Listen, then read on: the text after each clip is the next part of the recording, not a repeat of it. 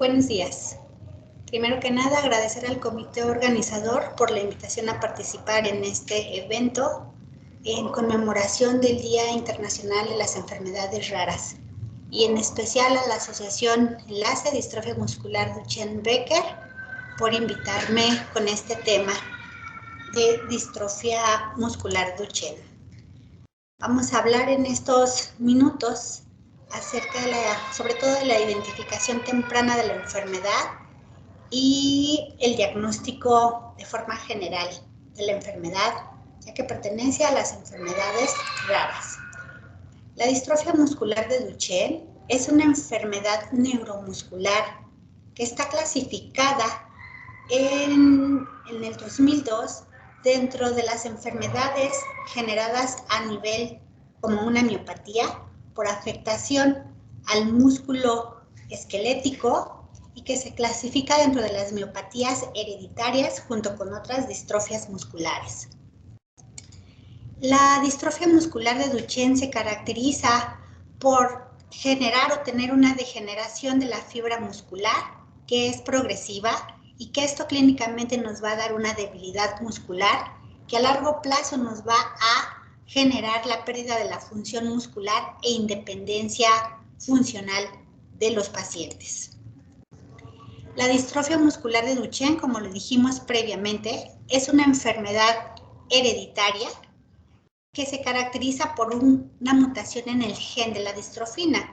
La distrofina es una proteína estructural de la membrana muscular que hay una alteración a este nivel por un problema en el cromosoma X, pues este gen se encuentra localizado en el cromosoma X en el locus XP21.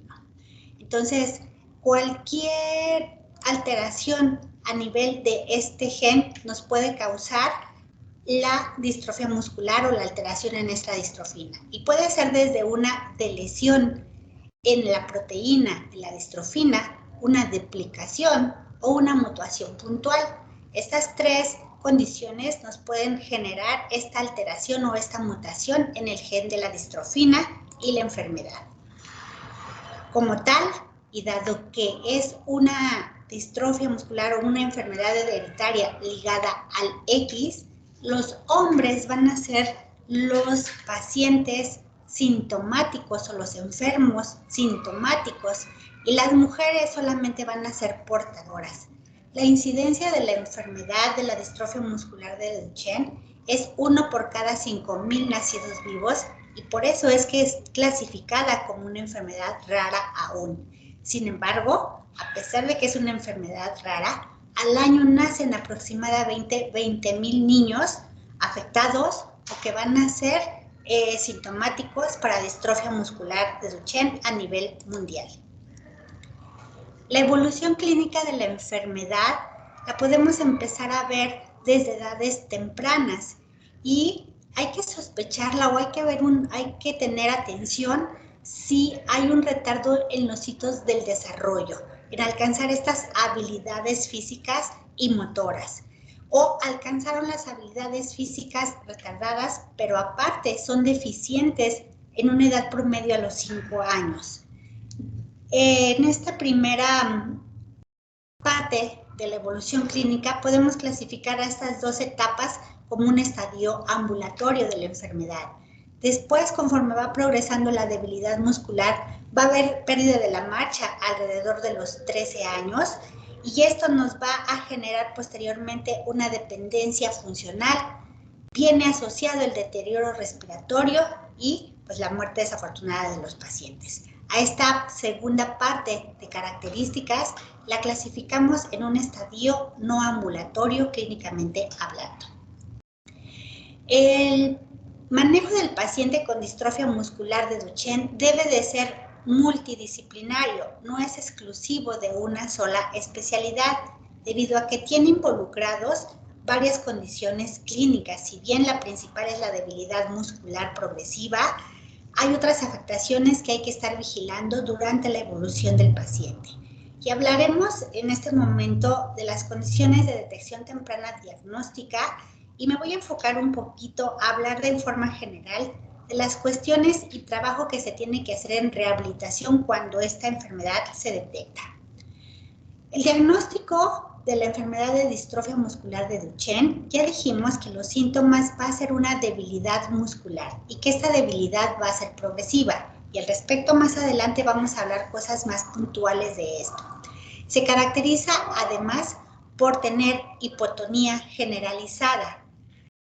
Conforme va evolucionando la enfermedad y dado que esta fibra muscular que se va degenerando se sustituye por grasa, vamos a tener un sobrecrecimiento de los músculos de la pantorrilla. El típico que es un niño muy flaquito pero con un chamorro muy grande, ¿sí? Va a empezar a haber por esta pérdida muscular alteraciones posturales que nos van a llevar a contracturas musculares y articulares. Y otros datos asociados es que puede haber alteraciones de lenguaje o problemas de lenguaje, problemas también intelectuales o retraso mental en algún grado de severidad, y tempranamente también puede manifestarse como enfermedades respiratorias recurrentes en estos niños. Hablando de la debilidad muscular, los datos que nos indican o que nos deben orientar hacia una identificación temprana de que este pequeño está con debilidad muscular es el retraso en los hitos del desarrollo. Y el primero de estos es el sostén cefálico o la respuesta a la tracción cuando incorporamos a un bebé, que tiene que llevar la cabeza alineada al eje del tronco. Esta habilidad se adquiere a los 3 meses y es un dato de alarma cuando a los 5 meses estos niños que tenemos sospecha no lo logran a los 5 meses. Otro dato de identificación temprana de la debilidad muscular es el retraso en alcanzar la sedestación. Esta se alcanza de forma normal a los 6 meses y lo debemos de considerar como un dato de alarma si este no se logra sentar de forma independiente a los 7 meses y no logra incorporarse solo de acostado a sentado a los 9 meses. Otro dato de identificación temprana en los hitos de desarrollo es el logro de la marcha. De forma normal, la marcha independiente se alcanza a los 12 meses. Cuando este niño no logra o se convierte en un dato de alarma es cuando no se logra la marcha alrededor de los 18 meses. Pero además, a lo mejor pudo haberlo logrado en el trayecto, pero debe de ser un dato de alarma si a la hora de que este niño camina, hace pronación del pie y tobillo, si está incrementada la lordosis lumbar, si tenemos como que la pelvis salida o una inclinación pélvica anterior, o este niño tiene un aumento en la base de soporte. Al estar parado, abre mucho los pies para mantener el equilibrio. Otro dato de alarma es que este niño haya alcanzado la marcha más o menos en tiempo promedio, pero que tenga una regresión o esta pérdida de habilidad para caminar. Un dato más es la identificación, o el incorporarse del piso a bipedestación y que los niños lo alcanzan alrededor de los 12 a 16 meses. Y debe ser un dato de alarma cuando no se alcanza a los 18 meses o que para lograrlo necesita utilizar maniobras compensatorias como son las maniobras de Bowers y que más adelante vamos a ver un video.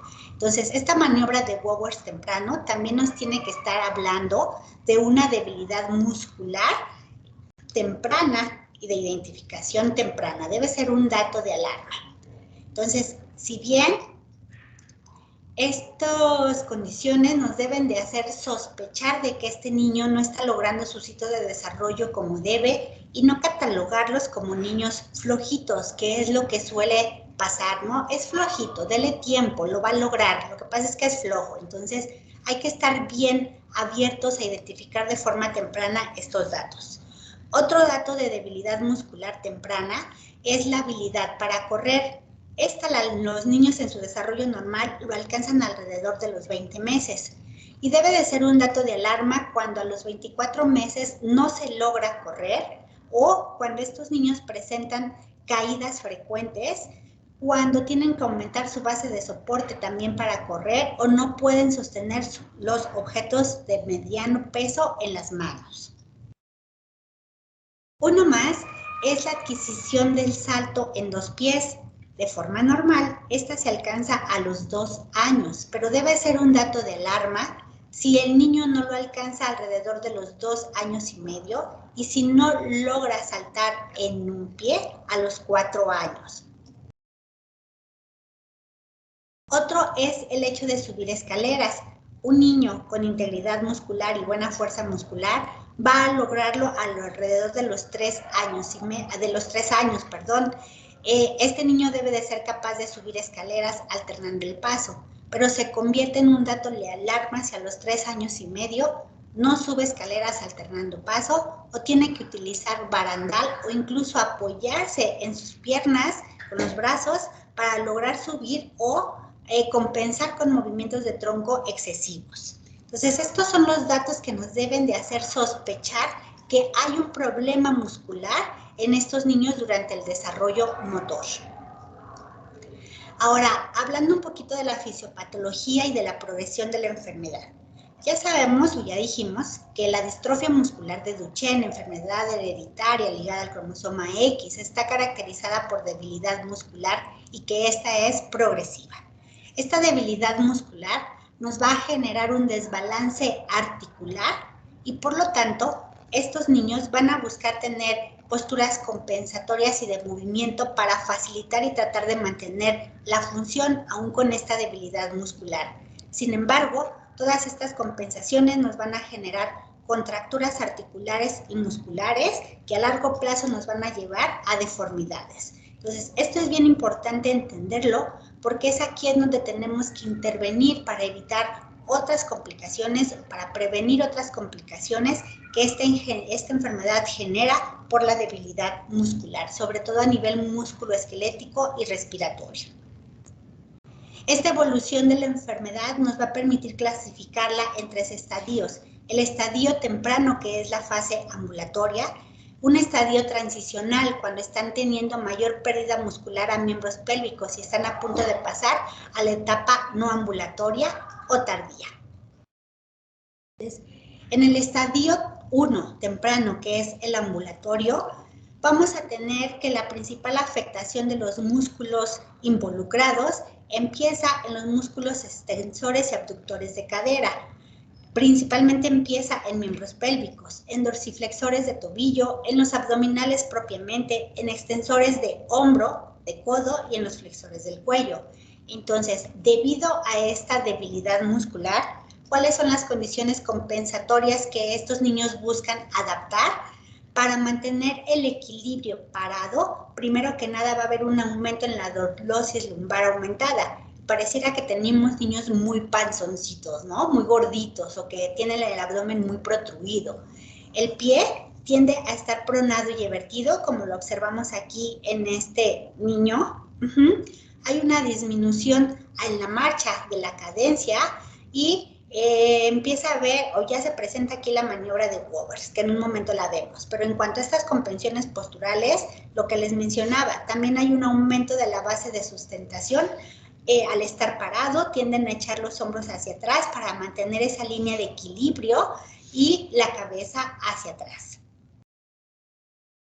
Aquí vemos la maniobra de Wowers, cómo tienen que reptar para lograr la bipedestación completa. Se tienen que voltear completamente hacia el piso para irse incorporando y apoyándose paulatinamente en piernas hasta lograr la bipedestación. Y esto es por la debilidad tan marcada en la cintura pélvica en estas primeras fases.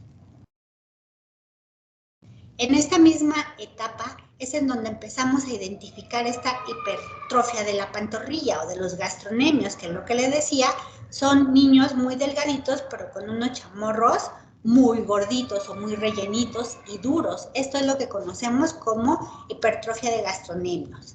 Esto genera, y si lo asociamos a este dato de hipertrofia de gastronemia, con que identificamos retraso del desarrollo, de los hitos del desarrollo motor, también vamos a empezar a ver o son catalogados como niños con pie plano, que son lentos o que son torpes. Pero este signo nos debe dar mucho que sospechar junto con los datos de debilidad muscular temprana. En el estadio 2, o que es la transición en lo que empiezan a perder la capacidad de marcha, hay un incremento en la debilidad de los músculos que mencionamos en el estadio 1 o temprano, pero aquí se empieza a agregar o a progresar la debilidad del músculo del cuádriceps y de los erectores del tobillo o peroneos. Por lo tanto, las compensaciones posturales que ellos hacen es una mayor inclinación pélvica anterior, hay un geno recurvatum muy aumentado, se incrementa todavía más la condición de la lordosis lumbar y todavía esto más si tenemos niños con sobrepeso y todavía se ve más marcado el aumento de la base de sustentación, que es abrir los piecitos para mantener el equilibrio, tanto en bipedestación como a la hora de la marcha. Tienen dificultad aquí ya en este estadio para incorporarse del estado de sentado a bipedestación y muchos en esta fase son incapaces de incorporarse del acostado del piso a la bipedestación completa. Todavía se acentúa más estas fases o estos pasos que tienen que seguir en la maniobra de Bowers. Otras cosas que pasan en el estadio 2, que es de la transición, pues vamos a ver que empiezan a marcarse todavía más las contracturas musculares o acortamientos musculares y sobre todo lo vemos en lo que es la banda iliotibial, en el tensor de la fascia lata y en los isquiotibiales, flexores de cadera. ¿Y cómo lo vamos a ver clínicamente? Pues con contracturas a nivel de lo que son las rodillas, las caderas y el pie. Aquí en esta etapa, dado la debilidad muscular y las contracturas que encontramos, vamos a encontrar ya una pérdida funcional importante de lo que les decía, levantarse e incorporarse desde el piso, subir escaleras, o lo pueden hacer pero con demasiada ayuda de pasamanos, o incluso alguien más tiene que ayudarlos a subir de las escaleras. Lo que más se dificulta muchas veces o donde lo empezamos a ver es en el descenso de las escaleras, debido a esta debilidad tan marcada que hay en los glúteos y en los cuádriceps, que son los que nos permiten mantener una estabilidad a la hora de hacer esta actividad de subir y bajar escaleras. Ya lo me había mencionado, la incapacidad o la pérdida funcional de levantarse de la silla y tienen demasiadas compensaciones para la marcha. Todavía la marcha se vuelve o se pronuncia más con este patrón miopático. El video está un poquito largo o no se ve desde el inicio bien, pero este es un patrón de marcha miopático temprano en este niño. Este patrón se caracteriza por tener un aumento en la base de soporte. Vemos que la lordosis lumbar está aumentada, tienden a tener una flexión en torsión del cuello para equilibrarse y una tendencia a la flexión plantar. Pues aquí vemos este chiquito, cómo se ve que aumenta la lordosis lumbar, cómo se ve que avienta los pies en la cadera, aumenta sus bases de soporte y se llega incluso a ver en él esta marcha característica en puntos, que es algo muy típico del patrón miopático. Si bien en él no se aprecia tanto porque él está todavía en una etapa temprana, y algo aquí que es bien importante, hay que explorar la marcha en estos niños en los que sospechamos alguna condición neuromuscular desvestidos, sin calzado, porque diré, este niño con ropa en este estadio temprano en lo que lo observamos, aparentemente no tenía tantas alteraciones de marcha. Sin embargo, a la hora de quitarle la ropa, los zapatos, podemos apreciar todas estas condiciones de un patrón miopático que aunque es temprano, ya lo podemos identificar. Pasando al estadio 3 o no ambulatorio, bueno, aquí ya tenemos una debilidad muscular importante, progresa la debilidad de todos los músculos que mencionamos en los estadios previos, pero aquí en esta fase no ambulatoria empieza la pérdida más acentuada de la debilidad o de la fuerza muscular a las extremidades superiores, lo que va a generar una conducta o una actitud desbalanceada en la silla de ruedas. También empiezan a perder fuerza en los extensores de codo, manos y dedos y de los supinadores. Para compensar toda esta debilidad muscular en este estadio sentado, van a adoptar posturas anormales de flexión lateral del tronco, y esto lo hacen para facilitar la aducción o elevación o movimiento de los hombros por esta debilidad muscular. Entonces echan mano de la flexión lateral para poder facilitar estos movimientos, ¿sí? El tronco se tiene que impulsar hacia atrás para facilitar la flexión del codo, y todo esto va a contribuirnos a deformidades y a posturas compensatorias en la silla de ruedas. Por lo tanto, en este estadio vamos a ver que las contracturas se incrementan en las extremidades inferiores, porque aparte ahorita ya no se mueven, están permanentemente sentados en una silla o acostados, y entonces hay más contracturas musculares y articulares de los miembros inferiores. Inician las contracturas de extremidades superiores, y esto mucho como mecanismo para mantener la función mandogal. Y empieza a haber rigidez y contracturas también de los extensores del cuello por las posturas que asumen para mantener estabilidad en una silla de ruedas.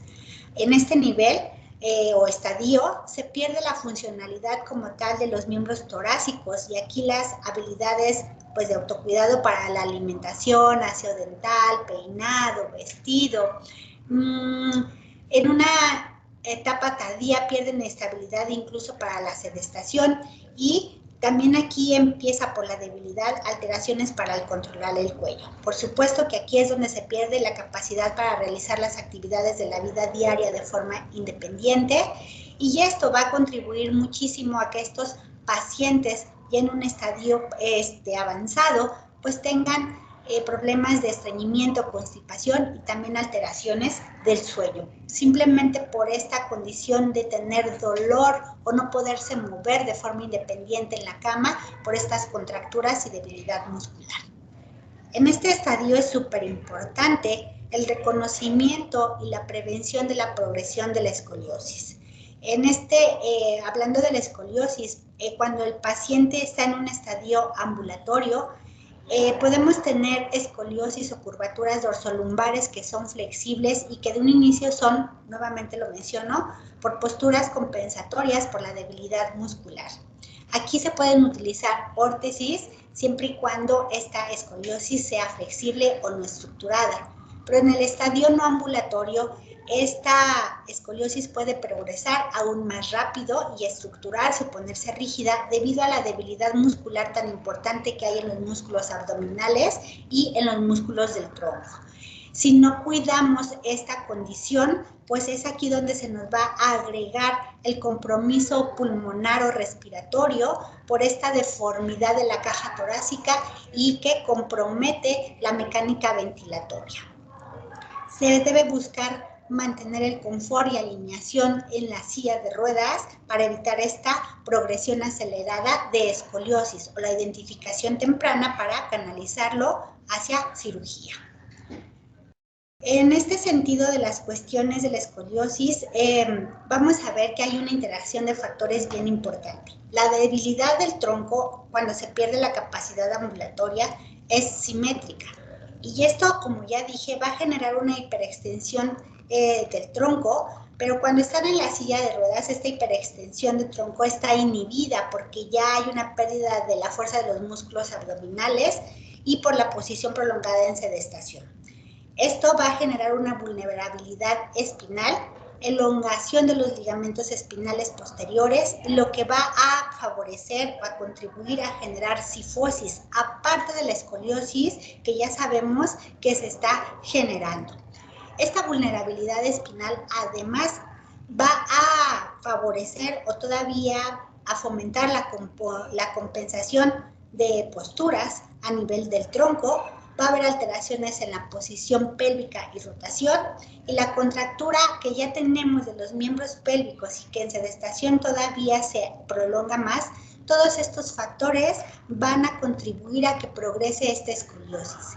Esto nada más hablando de fisiopatológicamente de lo que causa la debilidad muscular y el avance de un estadio ambulatorio a no ambulatorio, pero hay que tomar en cuenta que existen otros factores como son la gravedad y que esto va a contribuir todavía más a compensaciones posturales y también al crecimiento que está presentando este niño, porque desafortunadamente pierden la capacidad de marcha cuando estaba en la adolescencia, todavía en un proceso o en un periodo de crecimiento, y entonces estos factores pueden aumentar la progresión de la escoliosis. En este estadio 3 no ambulatorio, pero ya más tardío, va a haber un riesgo muy alto de osteoporosis, que se correlaciona con la debilidad muscular, la falta de movimiento, la falta de estimulación a nivel óseo para la formación de hueso nuevo, y puede iniciar incluso antes de la marcha, y que también está asociado al incremento o al uso de esteroides como parte del tratamiento en la distrofia muscular de Duchenne. Esta osteoporosis obviamente va a ser un factor de riesgo importante para fracturas en huesos largos o de columna, y que hay que informarlo a los padres porque muchas veces nada más con movimientos que les hacen de transferencias en la silla de rueda pueden correr el riesgo de fracturarse, o el hecho de no tener el cuidado de sujetarlos adecuadamente en la silla de ruedas pueden generar caídas y fracturas de gravedad en estos pacientes por este riesgo que ya tienen de osteopenia y osteoporosis. También en esta etapa tardía, no ambulatoria, pues vamos a tener las manifestaciones del compromiso respiratorio. Esta debilidad muscular progresiva, por supuesto que va a involucrar a los músculos de la respiración, empezando primero con los músculos abdominales, intercostales y finalmente el diafragma. Esto va a conllevar a muchas complicaciones o riesgo de complicaciones, desde que esta debilidad muscular puede generarme de forma inicial una tos ineficiente, y ante enfermedades respiratorias esta tos no va a ser suficiente para ayudar a manejar secreciones en estos pacientes. Por lo tanto, de ahí vienen complicaciones que pueden ser la presencia de neumonías o atelectasias, que aquí sí ya me compromete como tal el órgano del pulmón. De forma inicial, pues hay una afectación por esta debilidad muscular respiratoria, pero si empiezan a haber complicaciones, entonces sí voy a tener una afectación en el parénquima pulmonar. A largo plazo, por estas dos condiciones, va a haber datos de insuficiencia respiratoria crónica y alteraciones en la función pulmonar, teniendo problemas para oxigenar y sacar el CO2, y que esto nos va a dar, nos va a llevar a tener que adaptar asistencia de ventilación mecánica en estos pacientes por esta dificultad respiratoria que se va instaurando poco a poco de manera paulatina y lenta. No olvidemos también que en la distrofia muscular Duchenne-Becker va a haber un compromiso, puede haber un compromiso cardíaco, puesto que el músculo cardíaco es estriado y también tiene contenido de distrofina. Entonces, las cuestiones que pasan a nivel cardíaco es que se genera una fibrosis en el miocardio y va a haber alteraciones en la contractilidad cardíaca. Por esta debilidad muscular se puede presentar lo que se llama como cardiomiopatía dilatada, incluso trastornos de la conducción cardíaca y alteraciones en la fracción de eyección. Entonces, es otro factor que a largo plazo también va a contribuir a cuestiones de dificultad respiratoria o insuficiencia respiratoria. Y es algo que tenemos que cuidar desde etapas muy tempranas. Entonces, hasta aquí, ¿qué diríamos que es importante? Bueno, como identificación de enfermedades raras, aquí es bien importante la detección temprana, y lo hablamos mucho, o quise hacer mucho hincapié en los signos de alarma para detectar oportunamente y tempranamente estos datos que nos están hablando de una enfermedad neuromuscular como tal. Entonces, si reconocemos en estos niños que hay un retraso en la adquisición de los ciclos del desarrollo motor, si vemos y analizamos este desarrollo motor y tenemos datos de debilidad muscular temprana, encontramos alteraciones de la marcha, caídas frecuentes y esta hipertrofia de gastrocnemios, hay que sospechar en una distrofia muscular. Y si no tenemos más alcance de esto, hay que referir esto a los especialistas para el diagnóstico y estudios necesarios para llegar a la identificación temprana del diagnóstico y posibles tratamientos. Entonces, el diagnóstico de la distrofia muscular de Duchenne, siempre y en medicina, tenemos que sospecharla o que pensarla primero por los datos clínicos que nuevamente hacen tu distrofia, debilidad muscular progresiva. Aunado a todo este historial clínico que tenemos que hacer, pues hay que indagar si hay antecedentes de debilidad muscular o de distrofia muscular en estas familias, porque recordemos que es una enfermedad hereditaria ligada al cromosoma X. O a lo mejor no lo hay, y es una mutación de novo, pero siempre hay que preguntar antecedentes de historia clínica. Los auxiliares diagnósticos, por supuesto, que son los laboratorios, y en este caso enzimas musculares. Se puede hacer electromiografía y biopsia, sin embargo, el diagnóstico confirmatorio debe ser el estudio genético. En la electromiografía y biopsia podremos tener datos que nos dicen que hay alteraciones en la fibra muscular y demás, pero quien nos va a arrojar el diagnóstico definitivo y confirmatorio es el estudio genético, y esto puede obviarnos hacer estos estudios de electromiografía y biopsia que pueden ser muy dolorosos y caros cuando podemos invertir en hacer el estudio genético. Entonces, nuevamente este esquema de que el abordaje del paciente con distrofia muscular tiene que ser multidisciplinario. Bien importante el reconocimiento temprano de datos de alarma para llegar a un diagnóstico, y ahora hablaremos un poquito de lo que en el área nosotros hacemos de rehabilitación. El manejo fisioterapéutico, una vez que la enfermedad está reconocida, pues habrá que plantearnos objetivos a corto, a mediano y a largo plazo. Y lo que se busca en rehabilitación a corto plazo es mantener sobre todo los rangos de movimiento, mantener en la medida de lo posible la fuerza y la resistencia, y digo en la medida de lo posible porque no podemos dar una sobrecarga de ejercicio ni de cargas de trabajo para fortalecimiento muscular, porque esto nos llevaría a que el niño se debilitara más rápido. Hay que promover siempre la corrección o la alineación postural para evitar estas contracturas que a final de cuentas me van a llevar a un deterioro más temprano. Hay que minimizar el impacto clínico de los movimientos compensatorios para evitar las contracturas justamente. Desde un estadio temprano hay que prevenir la deformidad de la columna por este impacto que tiene sobre la función respiratoria. Tratar de mantener la deambulación también lo más que se pueda, pero también está con asterisco, pero sin forzar al niño o sin obligarlo a mantenerse caminando sin ningún otro aditamento, porque esto les va a generar mayor riesgo de caídas, pero también mayor debilidad. En el afán de veces de mantenerlos caminando, se insiste demasiado y los forzamos de más. Mantener de forma independiente la sedestación, la independencia funcional lo más que se pueda, iniciar de forma temprana programas de fisioterapia respiratoria que nos ayuden a mantener la movilidad o a prevenir la rigidez temprana del tórax, la función de músculos respiratorios y enseñarlos a tener una tos eficaz. También no tenemos que olvidar, porque no todo es físico, sino que también hay que buscar la integración y la inclusión de estos niños a la escuela. Entonces, se debe de buscar tener comunicación con maestros y la comunidad para solventar las necesidades y adaptaciones funcionales que se pueden hacer para permitir que estos niños tengan una escolarización e inclusión. Hay que enseñar, por supuesto, desde forma temprana a la familia el manejo adecuado de los niños y sobre todo el manejo y las técnicas de transferencias por estos riesgos que ya conocemos de osteoporosis, de fracturas por malos movimientos, pero también como un mecanismo de protección y de cuidado a estos cuidadores primarios que son los padres o la familia. Y no hay que olvidarlos de que podemos enseñar muchas cosas, pero hay que monitorear que realmente hagan estos programas de casa. De los objetivos a largo plazo debe ser, sobre todo, prevenir más deformidades cuando estos niños ya perdieron la capacidad de caminar. Se debe de tratar de mantener la fuerza y resistencia muscular, pero como ya dije, sin forzarlos y sin generarles sobrecarga. Aquí es bien importante empezar a vigilar la función respiratoria para maximizar y mantener esta condición respiratoria en condiciones ideales.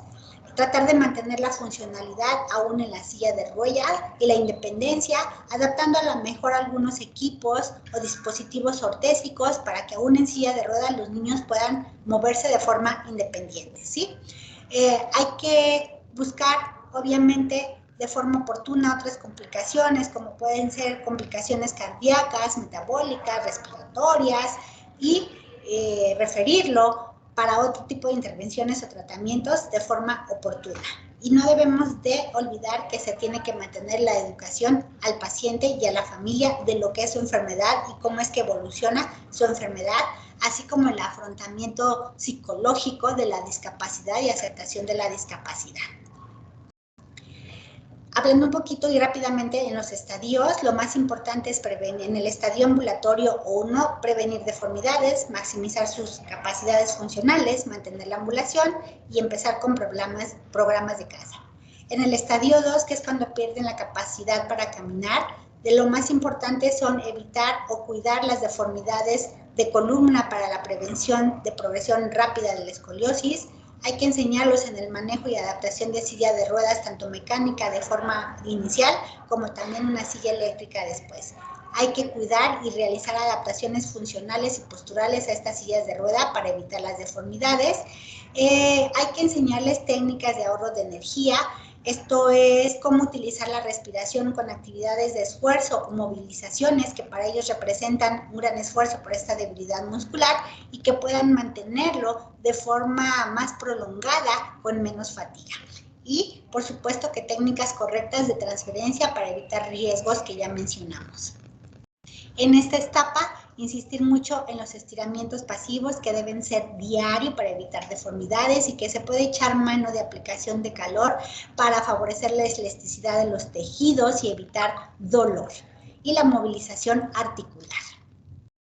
Sin olvidar que en todo momento hay que tomar en cuenta la adaptación de órtesis para favorecer la función tanto de uso diurno o nocturno para mantener estiramiento de estos músculos que en cada una de las etapas son más propensos a contracturarse y a generar deformidades.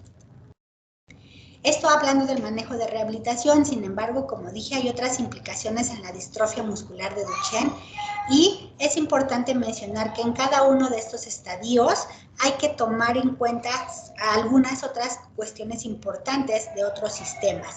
En este esquema, y perdón que esté en inglés, es en unas guías clínicas de manejo a nivel internacional de lo que es la distrofia muscular de Duchenne.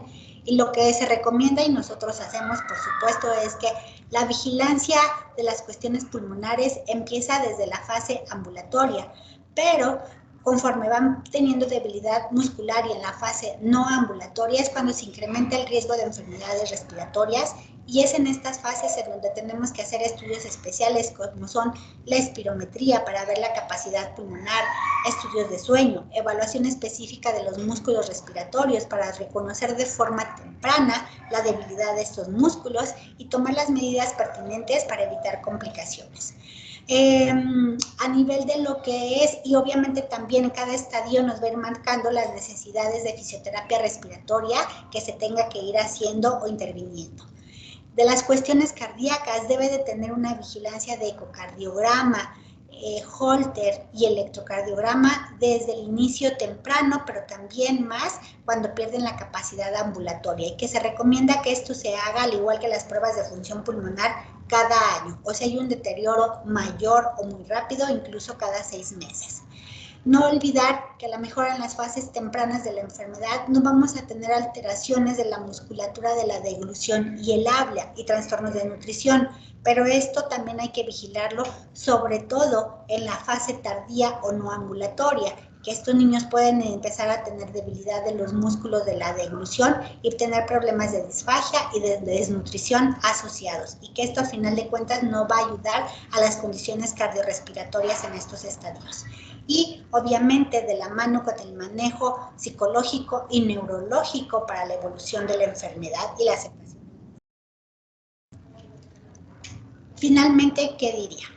Si bien la distrofia muscular de Duchenne es una enfermedad neuromuscular caracterizada por debilidad progresiva y para la cual todavía no tenemos un tratamiento o que no está abierto a todos los pacientes porque todavía se está en estudio, seguiremos en este pro de encontrar y de probar tratamientos que se nos vayan ofreciendo, pero mientras la debilidad muscular en estos pacientes sigue siendo progresiva. Sin embargo, el tratamiento que les demos, el diagnóstico temprano, el manejo fisioterapéutico, nos va a permitir mantener una funcionalidad en estos pacientes. En la Asociación Distrofia Muscular de Duchenne tenemos que el promedio de pérdida de marcha en nuestros niños es alrededor de los 9 o 10 años de edad. Y Esta debilidad progresiva nos conduce a adaptarles ventilación mecánica con un promedio de edad a los 15 años, por esta identificación temprana que hacemos, ¿sí? Si bien la distrofia muscular es progresiva, la expectativa de vida anteriormente era muy corta, alrededor de los 18 o 20 años, y eso era decir muchísimo en estos pacientes. Sin embargo, todo esto que hacemos y los nuevos tratamientos y las intervenciones que se hacen para sus cuidados ha permitido incrementar la expectativa de vida en estos pacientes. Y en la Asociación Enlace Distrofia Muscular de Duchenne, bueno, pues tenemos jóvenes, adultos, con una edad ya mayor de los 30 años, que es los más grandes que tenemos, ¿sí? Al final de cuentas, la distrofia muscular de Duchenne tenemos que buscar en su diagnóstico y tratamiento brindar una calidad de vida en el paciente y en la familia, y esto lo vamos a lograr si hacemos una detección y manejo oportuno de la enfermedad. Esto es todo por mi parte. Gracias por invitarme a participar y como el lema de Asociación Enlace, hay que cambiar nuestra vida, ayudando a cambiar la vida de otros, trabajando porque estas enfermedades raras se conozcan y logremos tener un tratamiento al alcance de todas estas personas. Muchas gracias.